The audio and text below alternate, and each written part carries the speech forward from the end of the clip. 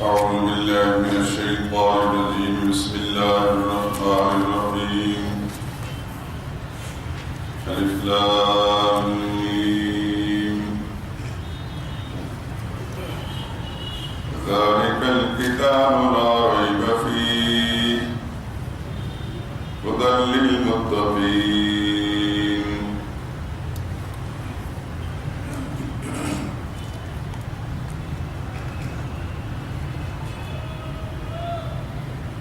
سورہ بقرہ کے خلاصے کے مضامین کے ضمن میں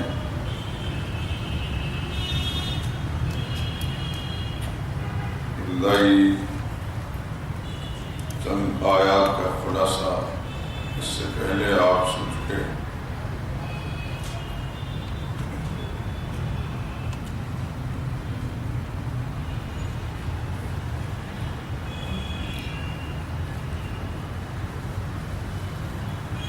کل کے درس میں آپ نے اس سورہ مبارکہ کی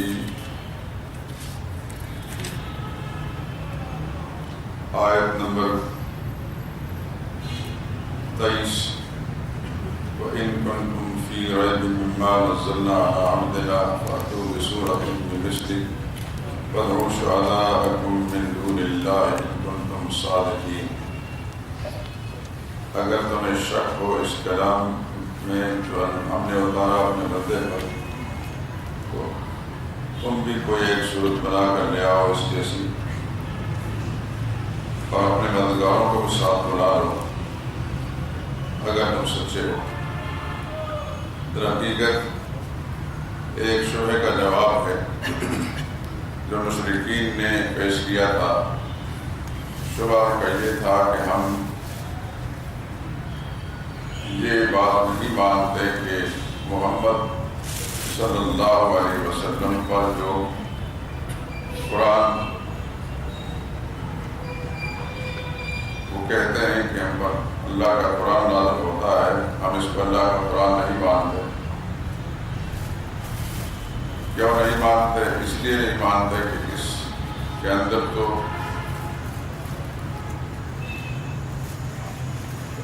ایسے مضامین ہیں جو اللہ کے نیک بندے, مقبول بندے, اللہ کے پیارے بندوں کو پوجنے اور پکارنے سے روکتے ہیں. یہ ممکن نہیں ہو سکتا کہ اللہ اپنے پیاروں کو پوجنے اور کو پکارنے سے منع کرے.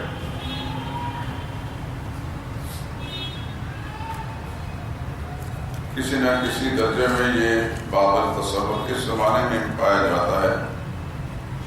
اس زمانے کے لوگ تو پکے مشرک تھے, لیکن اس زمانے میں لوگ مسلمان کہلاتے ہیں.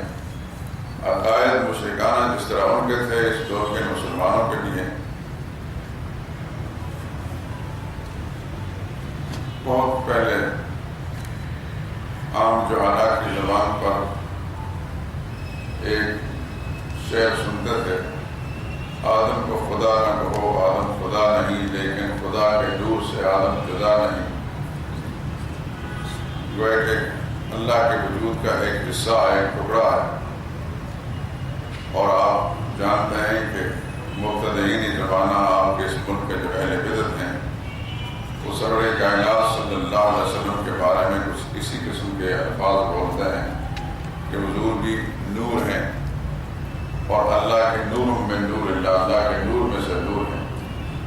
آپ کسی جلتے ہوئے چراغ سے کوئی چیز روشن کر لیں, مثال کے طور پر اس سے روشنی لے لیں کسی طرح بھی تو وہ بھی روشن ہو جائے. مثلا ایک موم بتی جل رہی ہے, اس سے آپ دوسری موم بتی روشن کر لیں تو پہلی موم بتی کی روشنی میں اور دوسری میں کوئی فرق ہے؟ کوئی فرق ہے. وہ بھی ایک روشنی ہے, یہ بھی ایک روشنی ہے. اللہ بھی ایک نور ہے اور اللہ کے وجود سے نکلا ہوا نور جو ہے اللہ تعالیٰ سے جدا پھر کیسے ہوا؟ جو الوہیت, جو خدائی اختیارات اور صفات اللہ کی ذات کے اندر ہیں وہی اللہ کے نور کے اندر بھی ہوں گے. تو یوں تو نہیں کہتے کہ محمد صلی اللہ علیہ وسلم الہ ہیں, لیکن جب یہ کہا کہ وہ نور ہیں یا اللہ تعالیٰ کے نور میں سے ہیں تو گویا کہ وہی خدائی صفات ان کی ذات میں مان لی اور وہی مشرکانہ عقیدہ کے اندر آ گیا. اس کو بڑے لطیف انداز سے عوام الناس کے ذہنوں کے اندر بٹھایا جاتا ہے. عوام الناس کی اکثریت جاہل ہوتی ہے، ان کو اچھائی برائی کا جائز ناجائز کا پتہ نہیں ہوتا کہ کیا صحیح ہے اور کیا غیر صحیح ہے، لیکن بہرحال اس قسم کی باتیں ان کی زبانوں پر بھی آ جاتی ہیں. اگر کسی شخص نے یہ کہہ دیا کہ اللہ کے تمام پیغمبر بشرور حضرت محمد مصطفیٰ صلی اللہ علیہ وسلم کے یہ سب کے سب انسان تھے، یہ بشر تھے، تو کہتے ہیں توبہ توبہ، اتنی بڑی گستاخی، اتنی بڑی توہین، نبی کو بشر کہہ دیا، یہ تو بہت بڑی گستاخی ہے، بہت بڑی توہین ہے. چنانچہ اسی سورہ کبریٰ کو ملا کر کہتے ہیں یہ وہابی ہیں، یہ گستاخ رسول ہیں، یہ اولیاء اللہ کو نہیں مانتے، یہ فلاں ہیں، یہ فلاں ہیں. اور ایک عام جاہل سے آدمی کہ توبہ توبہ، گستاخ رسول ہیں، یہ نبی کے گستاخ ہیں، توبہ بڑی، ان سے خدا بچائے. چنانچہ پھر وہ بھاگ جاتے ہیں. ان کو تو اس بات کا شعور ہی نہیں ہوتا کہ یہ بات کیا کہی جا رہی ہے. اب اللہ تعالیٰ کا علم ایک پہلے سے موجود تھا. اللہ تعالیٰ نے قرآن کریم کے اندر ایک سے زائد مقام پر نبی کریم صلی اللہ علیہ وسلم کی زبان مبارک سے اعلان کروایا گیا، قل انما انا بشر مثلکم. 16ویں پارے میں سورہ کہف ختم ہوتی ہے، اس کی آخری آیت ہے سورہ کہف کی آخری آیت، قل انما انا بشر مثلکم. اس کے سوا دوسری کوئی بات نہیں، یعنی یہی بات ہے، پکی بات ہے. انا بشر مثلکم، میں ایک بشر ہوں، ایک انسان ہوں تمہاری طرح، یعنی تمام انسانی تقاضے جو تم رکھتے ہو میں بھی رکھتا ہوں. انسان ہونے کے اعتبار سے کوئی فرق نہیں. تمہارا خاندان ہے، میرا خاندان ہے، تمہارے ماں باپ میرے ماں باپ، تم صاحب اولاد ہو، میں صاحب اولاد ہوں، تم بیویوں والے ہو، میں بھی بیویوں والا ہوں، تمہارا قبیلہ ہے، میرا قبیلہ بھی ہے. انا بشر مثلکم، اس میں تو کوئی فرق نہیں. البتہ میرے اور تمہارے درمیان فرق کہاں سے ہوتا ہے؟ یوحا الیہ، تم عام انسان ہو، مجھ پر اللہ کی وحی آتی ہے، وحی کی وجہ سے اللہ نے مجھے امتیاز بڑھتا ہے، میں اللہ کا نبی اور اللہ کا رسول ہوں. لیکن جن سے انسان ہونے میں اور میرے اور تمہارے درمیان کوئی فرق نہیں ہے. یوحا الیہ، مجھ پر اللہ کی وحی آتی ہے، انما الہکم الہ واحد، اور میری وحی کا مرکزی مضمون یہ ہے کہ اللہ کے سوا تمہارا کوئی اور الہ نہیں، تمہارا الہ واحد اللہ کی الہ ہے. فمن کان یرجو لقاء ربی فلیعمل عملا صالحا، جو سب اپنے رب سے ملاقات کی امید رکھتا ہے اسے چاہیے کہ اچھے کام کرے. ولا یشرک بعبادۃ ربہ احدا، اپنے رب کی عبادت بندگی میں کسی اور کو شریک نہ بنائے. اسی طرح 24ویں پارے میں سورہ سجدہ کے اندر بھی آیت آتی ہے، حامیم سجدہ. تو اللہ کے علم میں تھا کہ آنے والے زمانے میں ایسے انسان ہوں گے جو اپنے آپ مسلمان بھی کہیں گے اور کھلم کھلا تعریف کریں گے اللہ کے قرآن. یہ تو قرآن کریم کی آیات ہیں. نبی کریم صلی اللہ علیہ وسلم ایک دفعہ نماز میں بھول گئے، نماز پڑھاتے ہوئے 4 کی بجائے 3 رکعتیں، حدیث کتاب میں 3 رکعتیں پڑھائی اور سلام پھیر لیا، پیچھے کسی لقمہ نہیں دیا. اس کی وجہ یہ تھی کہ صحابہ یہ سمجھتے تھے کہ ہو سکتا ہے کہ اللہ کے نبی پر وہی آ گئی ہو نماز کے اندر ہی، اور نماز کے اندر ہی احکام 4 کی بجائے 3 کا حکم آ گیا ہو. چنانچہ سلام پھیرنے کے بعد حضور پورے اطمینان کے ساتھ سمجھے کہ میں نماز پوری پڑھا دی.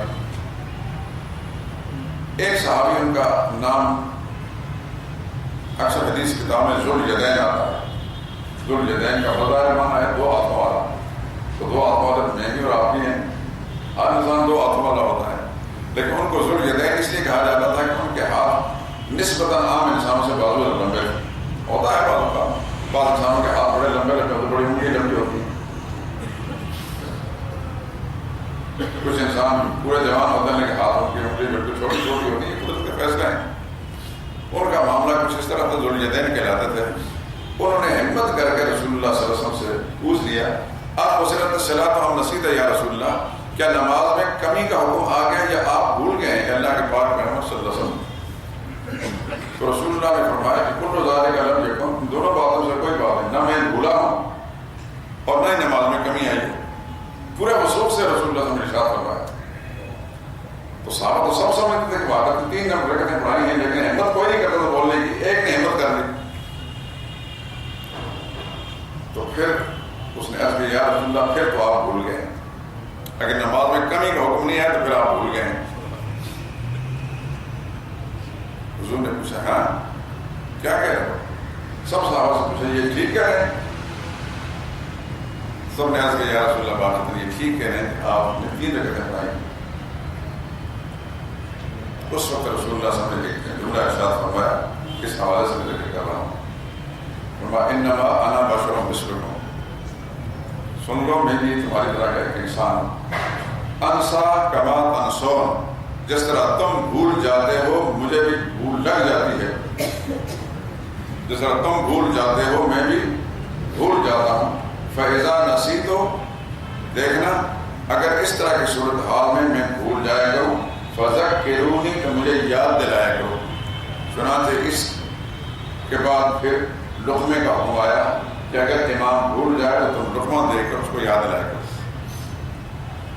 اس موقع پر رسول اللہ صلی اللہ علیہ وسلم فرمایا انما انا بشر مثلکم، میں تمہاری طرح کا ایک انسان ہوں، اور جس طرح تم بھول جاتے ہو مجھے بھول لگ جاتی ہے۔ یاد رکھیں نہ بھولنا صرف ایک ذات کی صفت ہے اور وہ اللہ کی، لا یضل ربی ولا ینسا، تیرا رب بھٹکتا بھی نہیں اور بھولتا بھی نہیں۔ اور دنیا کا سب سے پہلا انسان سیدنا آدم علیہ نبینا علیہ السلام وہ بھول گئے۔ قرآن میں آتا ہے، اگر 100ویں پارے میں سورہ طہ میں آئے گا، فَنَسِيَ آدم علیہ السلام پر نسیان طاری ہو گیا، بھول گئے، وَلَمْ نَجِدْ لَهُ عَزْمًا، جان بوجھ کر اللہ کی نافرمانی نہیں کی تھی لیکن اس حکم کو بھول گئے، اور بھولنے کی وجہ سے ہم نے عربی ادب کی کتاب پڑھی تھی آج سے 45 سال سے پہلے، زیادہ سے چھوٹی سی کتاب ہے، عربی سکھانے کے لیے مدرسوں میں پڑھائی جاتی تھی، اس کے اندر بڑے چھوٹے چھوٹے خوبصورت جملے ہوتے تھے۔ اس میں تھا اول الناس اول الناس، اول الناس اول الناس، سب سے پہلا انسان سب سے پہلے بھولنے والا۔ تو آدم علیہ السلام سے سب سے پہلے بھول ہوئی، اب ان کی نسل انسانی قیامت تک آنے والی نسل جو ہے ان سے بھول ہوتی رہے گی۔ آپ نے سنا ہے اس سے پہلے بھی، ایک دفعہ مدینہ طیبہ پہنچ کر رسول اللہ صلی اللہ علیہ وسلم نے جب صحابہ کو دیکھا کہ وہ کھجوروں میں پیوند لگاتے ہیں، فصل کو بڑھانے کے لیے ایک تجربہ ہے کاشتکاروں کا، کھیتی باڑی کرنے والوں کا تجربہ ہوتا ہے، اس زمانے میں لوگ پیوند کاری کرتے ہیں پھلوں کی، پیوند کاری کرتے تھے۔ حضور نے جب ان کو پیوند لگاتے دیکھا تو پوچھا یہ کیا کرتے ہو؟ انہوں نے عرض کیا یا رسول اللہ اس طرح فصل اچھی ہوتی ہے۔ تو آپ نے ارشاد فرمایا کہ اس طرح نہ کرو، ویسے ہی اچھے ہوں گے۔ نبی کریم صلی اللہ علیہ وسلم نے اپنے انداز سے فرمایا، چنانچہ جو ہی حضور نے فرمایا تو سب نے چھوڑ دیا، وہاں دیر کس بات کی تھی؟ حجت بازی تو تھی نہیں، سچا ایمان تو اسی کا کہتے ہیں کہ کلمہ پڑھا ہے، ایسا پڑھا ہے کہ پھر انکار کی کوئی مجال نہیں، صلی اللہ علیہ وسلم رضی اللہ تعالیٰ عنہ۔ اسی لیے تو ان کو آئیڈیل مومن کا حال نے فرمایا کہ تم ایمان ایسا لاتے سمجھ نبی کے صحابہ ایمان لائے۔ چنانچہ حضور نے جب فرمایا کہ چھوڑ دو، چنانچہ انہوں نے پیوند نہ لگایا اس سال۔ بعد میں جب فصل آئی تو اتفاق سے سب فصل تھوڑی تھی، رسول اللہ صلی اللہ علیہ وسلم نے پوچھا کہ کیا ہوا، ہماری فصل کیسے تھی؟ عرض یا رسول اللہ اس طرح فصل تھوڑی ہے۔ اس موقع پر رسول اللہ صلی اللہ علیہ وسلم نے فرمایا انما انا بشر مثلکم، سن لو بھائی میں بھی تمہاری طرح کا انسان ہوں، کسی دنیاوی معاملے میں کوئی بات تم سے، دین کے معاملے میں کوئی بات کہوں تو اس کو مانو، لیکن دنیاوی معاملے میں کوئی بات میں کہوں تو اس معاملے میں تم آزاد اور مختار ہو، اپنے تجربے کی روشنی میں بات کام ہو۔ غرض ایک سے زائد مرتبہ رسول اللہ صلی اللہ علیہ وسلم اپنے بارے میں اس طرح کے جملے ارشاد فرما چکے ہیں، اور آپ نبی ارشاد فرماتے ہیں اللہ کے قرآن میں موجود ہے، قیامت تک رہے گا۔ اب نبی کریم صلی اللہ علیہ وسلم کو جو شخص کہتا ہے نور تھا، اس کا مطلب یہ ہے کہ حضور کو انسانیت سے نکالتا ہے، حضور کے خاندان کا انکار کرتا ہے، حضور کی اولاد کا انکار کرتا ہے، حضور کی بیویوں کا انکار کرتا ہے۔ آپ کی انسانیت کا انکار کرنا یا آپ کو نور کہنا، یہ رسول اللہ صلی اللہ علیہ وسلم کی انسانیت کا انکار کرتا ہے۔ آپ نے سنا جبریل امین یا ملائکہ کرام کے بارے میں کیا کہتے ہیں آپ کے، وہ کس سے بنے تھے؟ نوری تھے. سارے ملائکہ کرام نور سے بنے ہوئے تھے. ملائکہ کرام میں سے کسی کی قبر کسی کو معلوم ہو؟ کسی کتاب میں آپ نے پڑھا ہو کہ فلاں فرشتے فوت ہوئے اور فلاں جگہ ان کی قبر بنی؟ سنا کبھی؟ ہو سکتی ہے اس دنیا میں. آپ چپ بیٹھے ہیں، ایسا لگا کچھ نے پوچھا کیا. اس دنیا کے اندر نہ کسی فرشتے پر موت آئے گی اور نہ اس کی قبر بنے گی. سیدھی سی بات ہے. کسی فرشتے کی ماں کا نام معلوم ہے یا باپ کا یا اس کی اولاد کا یا اس کی بیوی کا؟ جب یہ ساری بات ہے کیونکہ وہ نوری مخلوق ہے، اور جو نور سے بنی مخلوق ہوتی ہے نہ اس کا خاندان ہوتا ہے نہ قبیلہ ہوتا ہے، نہ اس کی بیوی نہ بچے نہ ماں نہ باپ، نہ اس پر موت آتی نہ اس کی قبر بنتی ہے. کیا سرور کائنات صلی اللہ علیہ وسلم کا خاندان تھا کہ نہیں تھا؟ بیوی بچے نہیں تھے؟ نبی کریم صلی اللہ علیہ وسلم کی اولاد تھی اور رسول اللہ صلی اللہ علیہ وسلم کی قبر مبارک معلوم ہے کہ نہیں؟ اگر کسی کے مت ماری گئی ہو نا ان ساری چیزوں سے بالاتر ہوگا، وہ زور دیتا ہے کہ اس جاہلانہ نہ کرتا، لیکن جس کو اللہ نے عقل اور شعور سے نوازا ہے وہ کبھی بھی ایسی بات ہے. قرآن کریم میں کل کان فی الارض ملائکۃ یمشون مطمئنین لنزلنا علیہم من السماء ملکا رسولا.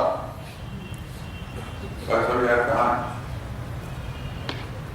سورہ تسلیل میں ہوگی نہیں ہوگا؟ مطلب میں بنی اسرائیل میں بھی نا. اب دیکھ لیں آپ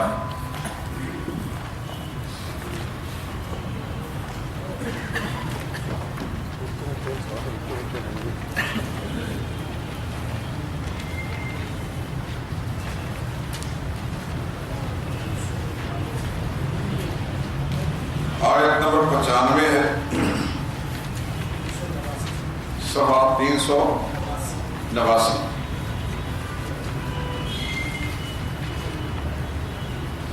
اس کی 94 نمبر کی آیت میں دیکھیں تاکہ ذرا معلوم ہو جائے. وَمَا مَنَعَ النَّاسَ أَن يُؤْمِنُوا إِذْ جَاءَهُمُ الْهُدَىٰ. جب ہدایت ان کے پاس پہنچ گئی تو ان لوگوں کو ماننے سے نہیں روکا کسی اور چیز نے سوائے اس کے کہ إِلَّا أَن قَالُوا أَبَعَثَ اللَّهُ بَشَرًا رَسُولًا. کیا اللہ نے انسان کو رسول بنا کر بھیج دیا؟ حضور تو صاحب نظر آ رہا تھا انسان ہے، کہتے ہیں ہم ان کو اللہ کا نبی نہیں مانتے، یہ انسان ہے. نبی تو کوئی مخلوق ہونا چاہیے، آسمانی فرشتہ ہونا چاہیے. اللہ نے جب کل لوگوں کا نافل عرض ملائکتم، ان سے کہہ دیا جائے کہ زمین میں بسنے والے فرشتے ہوتے یمشون چلنے پھرنے والے مطمئنین بسنے والے لنزلنا علیہم من السماء ملکا رسولا، تو ہم ان کے لیے آسمان سے کوئی فرشتہ رسول بنا کر بھیج دیتے. لیکن زمین پر چلنے پھرنے والے فرشتے نہیں ہیں، سارے انسان ہیں. تو انسانوں کو سمجھانے کے لیے اللہ نے انسانی نبی بنا کر بھیجا کہ اللہ نے ہر نبی وہ بنا کر بھیجا کہ جس مخلوق کی طرف بھیجا وہ اس کے مزاج کو سمجھتے ہیں. لیکن فرشتہ آ کر آپ کو یہ کہے آپ کھانا کیوں کھاتے ہیں، 20 بچوں والے کیوں ہیں، تو ہم سے پوچھیں کہ ادب کے ساتھ حضرت جی آپ کو کیا پتا، آپ کو بھوک لگتی نہیں، ہم سے پوچھیں ہم بھوک لگتی ہے، آپ ہمارے تقاضوں کو سمجھتے ہیں کہ اس واسطے یہ بات کہہ رہے ہیں.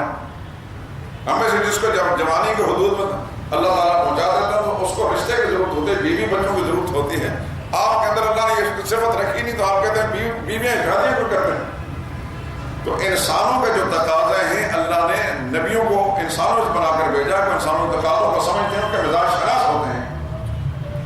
زمین میں چلنے پھرنے والے اگر فرشتے ہوتے انسان فرشتے ہوتے انسان نہ ہوتے تو پھر اللہ تعالیٰ نبیوں کو فرشتہ بنا کر بھیجا.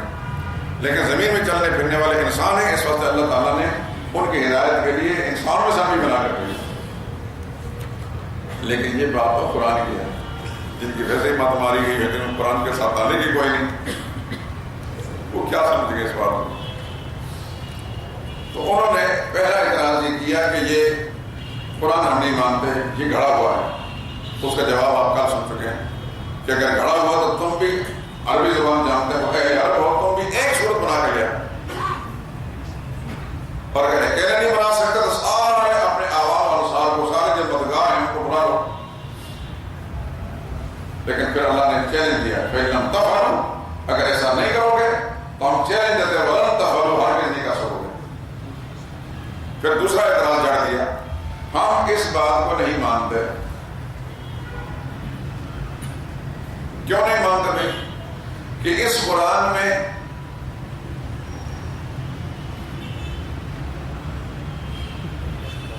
مکھی اور مچھر کی مثال دی گئی ہے۔ اللہ کے نیک بندوں کو پکارنے میں وہ بالکل حقیر چیزوں سے تشبیہ دی گئی ہے۔ ان کو پکارنا ایسا ہے، اتنے ہی بودے اور ناپائیدار ہیں جس طرح کہ ایک مچھر ہوتا ہے، ایک مکڑی ہوتی ہے۔ اس کی میں ایک مثال دوں، آپ 20ویں پارے میں سورہ عنکبوت کی آیت نمبر 41 نکالیں۔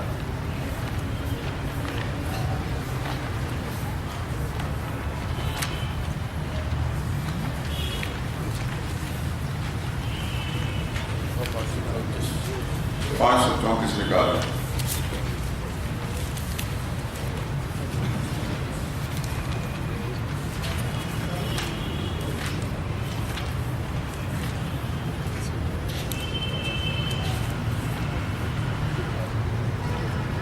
بیسویں پارے کا آخری صفحہ ہے۔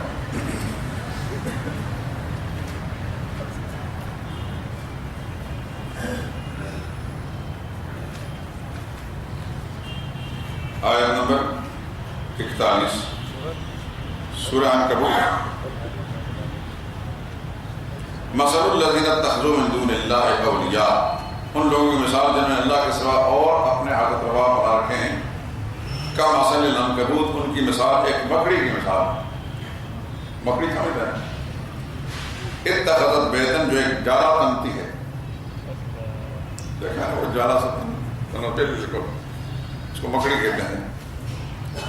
وَإِنَّ أَوْهَنَ الْبُيُوتِ لَبَيْتُ الْعَنكَبُوتِ، اللہ فرماتے ہیں سب گھروں میں سے بودا گھر مکڑی کا گھر ہوتا ہے۔ تو اللہ کے سوا کسی اور کو حاجت روا مشرک سمجھ کر پکارنا اتنا ہی ناپائیدار اور کمزور ہے جتنا مکڑی کا جالا۔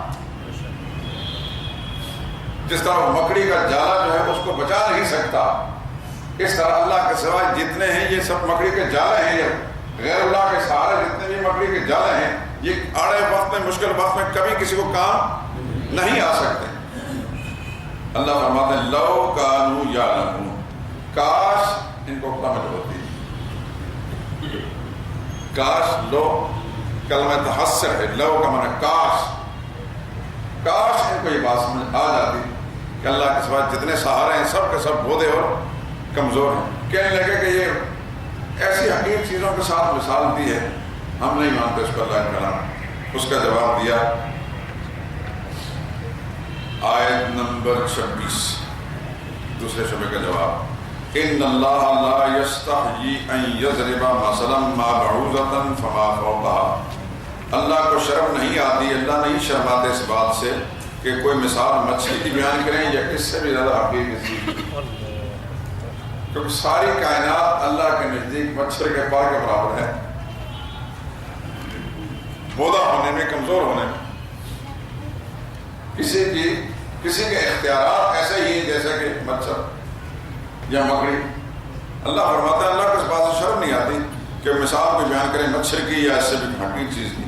فَأَمَّا الَّذِينَ آمَنُوا فَيَعْلَمُونَ أَنَّهُ الْحَقُّ مِن رَّبِّهِمْ، البتہ جو ایمان والے ہیں وہ ایسی مثالیں پڑھ کر سن کر بھی کہیں گے کہ یہ مثال ٹھیک ہے جو اپنے رب کی طرف سے نازل ہوئی۔ ان کو ایمان، رب نے جو کچھ بیان کر دیا صحیح ہے۔ وَأَمَّا الَّذِينَ كَفَرُوا، جو کافر ہیں، فَيَقُولُونَ مَاذَا أَرَادَ اللَّهُ بِهَذَا مَثَلًا، وہ کہتے ہیں اللہ کا کیا مطلب تھا ایسی مثالیں بیان کرنے، جو اللہ پر اعتراض کرتے ہیں۔ یُضِلُّ بِهِ كَثِيرًا، ایسی مثالیں بیان کر کے اللہ بہت سے لوگوں کو برائی کا سامان بناتے ہیں، وَيَهْدِي بِهِ كَثِيرًا، بہت لوگوں کو ہدایت کا سامان بناتے ہیں۔ جو ایمان والا تو اس کو ہدایت مل جاتی ہے، جو بھٹکا ہوا تو بدبخت تو اس کی گمراہی میں اور اضافہ ہوتا ہے۔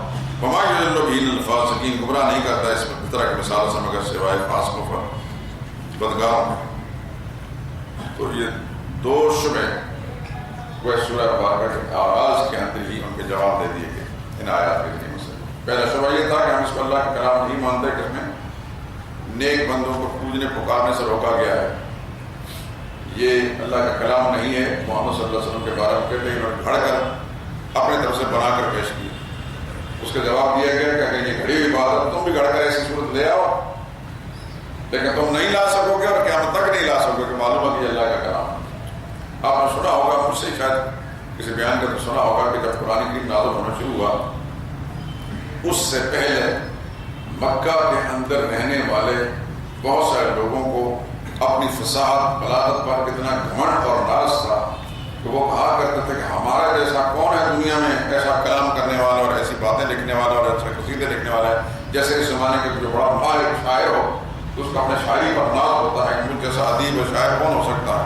اس زمانے کے وہ لوگ جو عربی قصیدے ایسے بڑے بڑے قصیدے لکھتے تھے اور بولتے تھے اور پڑھتے تھے کہ جو دنیا کے اندر آج بھی 1500 سال گزرنے کے بعد دنیا کے اندر یعنی ان کے عجیب مثالیں ہیں اس جیسے عربی قصیدے کو بنا نہیں سکتا.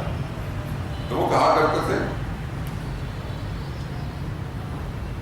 چنانچہ انہوں نے اپنی شہرت کے لیے اور اپنی برتری کے مثال قائم کرنے کے لیے وہ قصیدے لکھ کر بیت اللہ کی دیواروں کے ساتھ لٹکا رکھے. جب قرآن کریم نازل ہونا شروع ہوا تو قرآن کریم کی سب سے چھوٹی صورت انا اعطیناک الکوثر فصلی لربک وانحر ان شانئک هو الابتر کسی صحابی نے جا کر اس قصیدے کے ساتھ لکھ کر لٹکا. وہ لوگ جب آئے سارے تھے تو مشرک بڑے ادیب تھے اور بڑے فصیح و بلیغ تھے اور انہیں اپنے کلام پر ناز بھی ہوتا تھا لیکن دیانتدار تھے. یہ دیانتداری میں تھی کہ جب انہوں نے اس سورہ مبارکہ کو دیکھا تو شرم کے مارے اپنے سارے قصیدے وہاں سے ہٹا دیے اور کہنے لگا ما ھذا کلام البشر یہ کسی انسان کا کلام نہیں ہو سکتا, یہ ما فوق الفطرت کلام ہے, کسی اور ذات کا کلام ہے. قرآن کریم کا چیلنج 1500 سال سے موجود ہے, 1500 سال سے موجود ہے. لَإِنِ اجْتَمَعَتِ الْإِنسُ وَالْجِنُّ کہ ساری دنیا کے انسان بھی اکٹھے ہو جائیں, والجن اور ان کے معاون مددگار جنات بھی ہو جائیں, اللہ یاتوا بمثل ھذا القرآن اس قرآن کریم کی مثال پیش کرنے کے لیے سارے اکٹھے ہو جائیں جن کے انسان لا یاتون بمثلہ اس کی مثال نہیں لا سکتے. ولو کان بعضهم لبعض ظہیرا کتنے ہی ایک دوسرے کے مددگار کیوں نہ ہو جائیں قرآن کی مثال نہیں پیش کر سکتے. آج بھی دنیا کے اندر قرآن کے دشمن, اسلام کے دشمن, بدترین قسم کے دشمن موجود ہیں اور انہوں نے وہ دشمن بنا کر تیار کر کے پڑھا کر مسلمانوں کی صفوں کے اندر گھسا دیے ہیں. لیکن کوئی ماں نے ایسا لال نہیں جانا جو کہہ سکے یہ قرآن کریم ایسا کلام ہے جو اس کو ہم کہہ سکتے ہیں کہ محمد نے اپنے طرف سے گھڑ کر لا کر پیش کیا محمد صلی اللہ علیہ وسلم نے. کوئی شخص ایسا نہیں ہے, بڑے سے بڑا دشمن بھی آج کا ہو یا کل کا قرآن کریم کو چیلنج نہیں کر سکتا.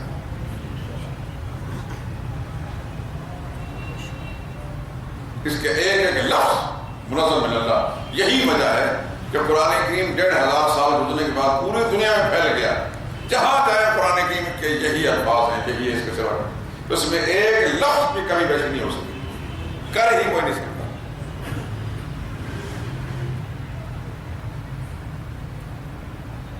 اور قرآن کریم کا چیلنج موجود ہے. اسلام کا کتنا بڑا دشمن کیوں نہ ہو قرآن کو چیلنج نہیں کر سکتا. اور یہ 9/11 کا جو واقعہ ہوا ہے آپ حضرات میڈیا کے ذریعے سے بہت کچھ معلوم کر چکے ہیں.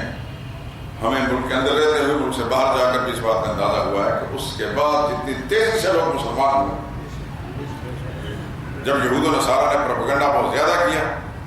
یاد رکھیں دنیا میں سب سے بڑا مؤثر پروپیگنڈا یہودی کا ہے, سب سے بڑا. یہ یوں سمجھے کہ دنیا میں سب سے بڑا دشمن اسلام کا مسلمانوں کا یہودی ہے. باقی اس کفر کی تمام قسمیں جو اس کے بعد ہیں یہودی سب سے بڑا دشمن ہے. اور یہود نے چونکہ میڈیا ان کے ہاتھ میں تھا, آج امریکہ جو ہے بظاہر کہنے کو عیسائی کی حکومت ہے لیکن وہاں کے اکانومی پر, وہاں کے میڈیا پر, وزارت ابلاغ پر یہودی کا اثر ہے. تو اس طریقے سے وہاں کے حکمرانوں کو اس طرح مطلب ایک انگلی پر لچاتے پھرتے ہیں. تو انہوں نے پروپیگنڈا کے اسلام کے خلاف, وہ پروپیگنڈا جو خود ان کے خلاف پڑ گئے.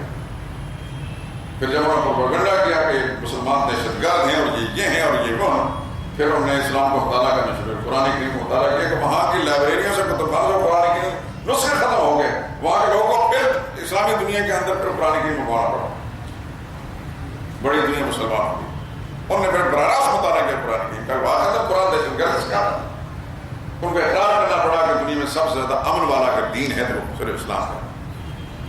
آپ کے علم میں ہے کہ ایک خاتون وہاں سے آئی تھی جاسوس بن کر, افغانستان کے طالبان کی جاسوس بن کر وہاں گئی اور اتفاق سے اس کی خوش قسمتی کہہ لیجیے کہ طالبان نے اس کو گرفتار کر لیا، پکڑی گئی، کچھ عرصہ ان کی قید میں وہ رہی، اور پھر وہاں سے انہوں نے چھوڑا، وہ جا کر مسلمان ہوئی اور پھر اسلام کے حق میں انہوں نے لکھا۔ اس کی لکھی ہوئی تحریریں جو ہیں مطلب ہے کہ یورپ کے اندر کبھی نہیں پہنچ گئی، اور جو اپنے آپ کو سمجھاتا کیا تھا، اور انہوں نے کہا کہ ہم نے اس سے زیادہ شرم و حیا والی مخلوق دنیا میں نہیں دیکھی۔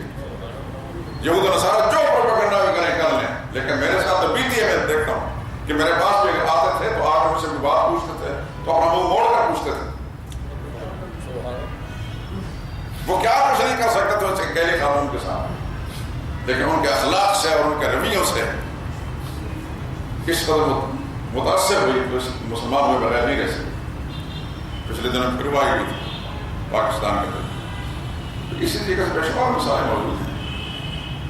آپ کے علم میں ہے کہ یورپ کے اندر گرجے ان کے چرچ اجڑ گئے ہیں، مسلمانوں نے خرید خرید کر مسجدوں میں تبدیل کیا۔